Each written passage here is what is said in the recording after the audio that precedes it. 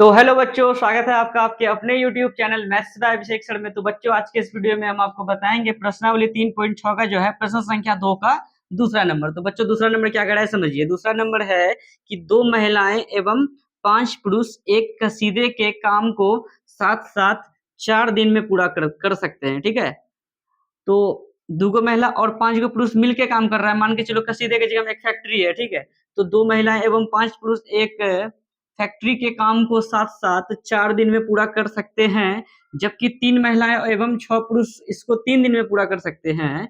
तो ज्ञात कीजिए कि इसी कार्य को करने में एक अकेली महिला कितना समय लेगी और पुनः इसी कार्य को करने में एक अकेला पुरुष कितना समय लेगा। तो जो निकालने बोला बोला है उसी को मान लेते हैं। और बच्चों, ये सवाल है आपका समय और कार्य से, तो इसलिए जो है जैसे जैसे इसको बताएंगे वैसे वैसे समझ लीजिए, क्योंकि ये सबसे हटके सवाल है, मतलब इस अध्याय का। ठीक है, तो देखिए इस पे क्या है कि जो निकालने बोला उसी को मानेंगे। क्या निकालने बोला है कि पुनः मतलब ज्ञात कीजिए कि इस कार्य को करने में एक अकेली महिला, तुम लिख देते हैं माना कि कसीदे इसी कार्य को करने में ज्ञात कीजिए 3 महिला 6 पुरुष इसको 3 दिन में पूरा कर सकते हैं। तो ज्ञात कीजिए कि इसी कार्य को करने में एक अकेली महिला, तो माना कि एक अकेली महिला कसीदे के कार्य को x दिन में पूरा करती है ना।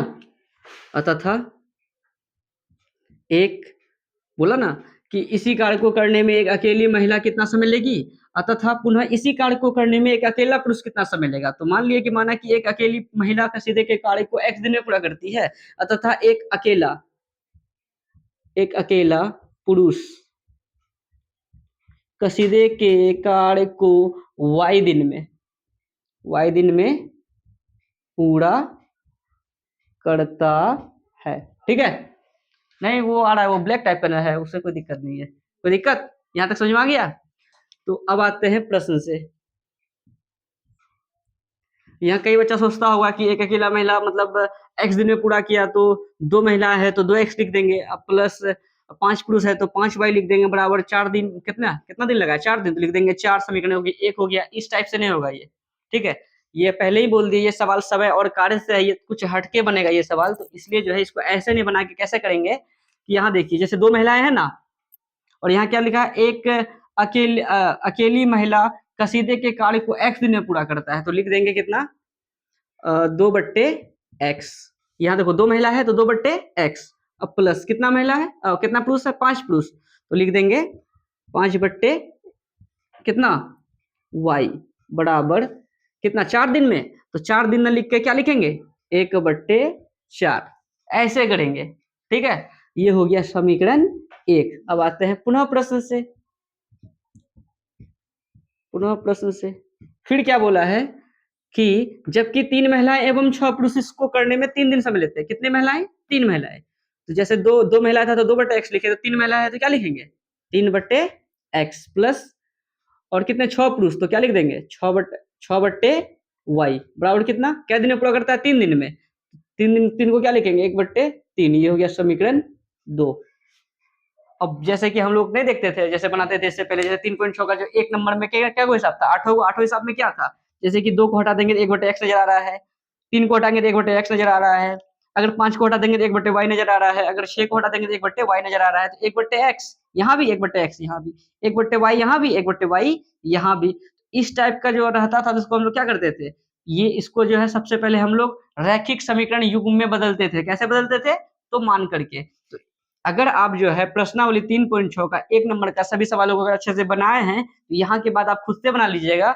अगर आपको नहीं भी आता है तो हम आपको सिखाते हैं कि ये अभी जो है ना दो चर वाले रैखिक समीकरण युग्म में नहीं है, इसको लेके जाना पड़ेगा उसके पास। तो इस पे सॉल्व करने के लिए इसको करना क्या पड़ता है, मानना पड़ता है कि माना कि 1/x बराबर p, तथा क्योंकि देखिए यहाँ पर 1/x नजर आ रहा है और यहाँ पे 1/y नजर आ रहा है, अगर ये दो को हटा दे तो, तथा क्या लिखेंगे 1/y बराबर कितना q। तो 2/x है तो लिख देंगे 2/x को क्या लिख सकते हैं, 2/x पहले लिख देते हैं, 2/x प्लस 5/y बराबर कितना, 1/4 है। ठीक है, तो 2/x को हम लोग लिख सकते हैं 2 गुना 1/x। ठीक है, क्योंकि 2 गुना 1 2 बटे नीचे x है ही, प्लस 5/y को लिख सकते हैं 5 गुना 1/y बराबर कितना, बराबर है 1/4। देखिए 2 लिख दिए, 1/x को क्या माने हैं, कहाँ गया, हाँ 1/x को क्या माने, p माने, तो p लिख देंगे, प्लस 5 है 5 लिख देते हैं, 1/y को क्या माने हैं, q लिख देते हैं, बराबर कितना, 1/4। ठीक है, कोई दिक्कत। इनको मान लीजिए आप, ये समीकरण 1 है, ये समीकरण 2 है, इनको मान लेते हैं समीकरण 3। अब नाउ इसी टाइप से समीकरण 4 भी निकालेंगे, कहाँ है ये, इनको क्या लिख सकते हैं, 3/x प्लस 6/y को ऐसे ही लिखेंगे, 3 गुना 1/x प्लस 6 गुना 1/y, तो इसको लिख देंगे 3p प्लस 6q, को डायरेक्ट कर देते हैं। ठीक है, कोई दिक्कत। तो क्या लिख देंगे इसको, समीकरण 2 को 3p प्लस 6q बराबर कितना, 1/3। मतलब आप लाइन को बढ़ा सकते हैं, यहाँ बीच में हम अभी शॉर्ट मार दिए 1-2 लाइन, तो जैसे कि हम समीकरण 1 के लिए किए ना यहाँ पे, वैसे ही आप समीकरण 2 के लिए भी कर सकते थे। अगर नहीं भी करेंगे, ऐसे ही करके निकलेंगे तो कोई दिक्कत वाली बात नहीं है, क्योंकि हमने 1 को तो किया ना अच्छे से, तो इसको समीकरण 4 मान लिया। समीकरण 3 और 4 को हम लोग विलोपन विधि से सॉल्व कर लेते हैं। यहाँ से p का मान आएगा, p के स्थान पे 1/x बैठा देंगे, और यहाँ से जो है x का मान आ जाएगा, x का मान आ जाएगा तो पता चल जाएगा कि टेली महिला मतलब कितने दिन में कृषि को कार्य को पूरा करेगी। और जब q मतलब जो x का मान आएगा, उनको अगर हम लोग x कहते हैं, p का मान p के जगह पर रख के उसके बाद सॉल्व करेंगे तो q का मान आ जाएगा, q के जगह पे 1/y लिख देंगे, जो माने हैं हम लोग, वहां से y का मान आ जाएगा, तो पता चल जाएगा कि पुरुष कितने दिन में कार्य को पूरा करेगा। कोई दिक्कत। तो लिखते हैं समीकरण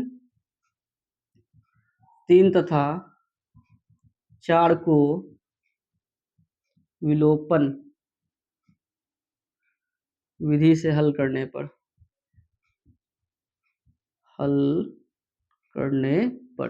समीकरण 3 क्या है, 2p प्लस 5q बराबर 1/4, और समीकरण 4 क्या है, 3p प्लस 6q बराबर 1/3। तो यहाँ पर जो है ना गुणांक को सेम किया जाएगा, या तो p का या तो q का। तो किसका गुणांक को सेम करना है, ये समीकरण 3 है और ये समीकरण 4 है। अगर हम p का करेंगे जिसको कर देंगे गुना 3 से, अगर q का करना है जिसको गुना कर देंगे 2 से। समझ में आ रहा है ना।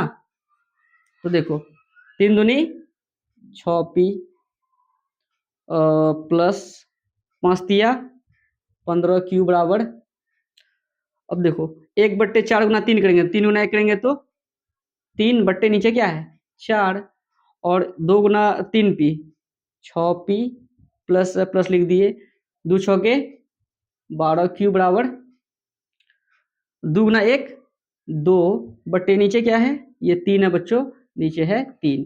ठीक है, ऐसे कर देंगे, प्लस है तो माइनस, प्लस है तो माइनस, ये 6p खत्म हो गया, और माइनस का 12q प्लस का 15q क्या हो जाएगा, 15q में 12q जाएगा तो 3q बराबर कितना, 3/4 2/3, मतलब वो चेंज इसका भी चेंज करना पड़ेगा। तो 3/4 में अगर 2/3 हटाएंगे कितना है, 3/4 में 2/3 को घटाना है तो 4 3 का एलसीएम 12, फिर 4 भागा 12 3 3 तिया 9 माइनस 3 भागा 12 4 4 दूनी 8 1/12।